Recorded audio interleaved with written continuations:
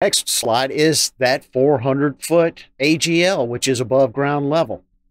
Now they realize that some improvements are larger than 400 feet or taller than 400 feet. So the rule, as I understand it, is that you can fly within 400 feet of the side of the structure all the way to 400 feet over the structure, kind of like putting a silo over the building. And so uh, they do have that. Now, I do have a drone that's got altitude limitations that I can preset in it, that in order to be able to do those kind of operations, I'd have to take it off those presets.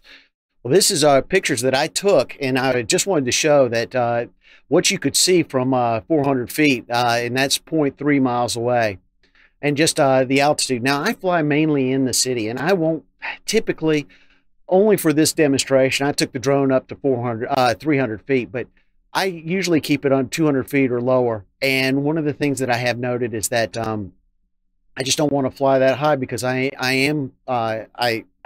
can fly within the space. It's clear, but I also have helicopters that might come into the area at 7:30 in the morning and 4:30 in the afternoon. And I also have that occasional police helicopter that might come into the area. Uh, but as you can see, what you can see from 300 feet, you can actually get a pretty good view of what's going on altitude wise. 200 feet, you can get pretty much the same views.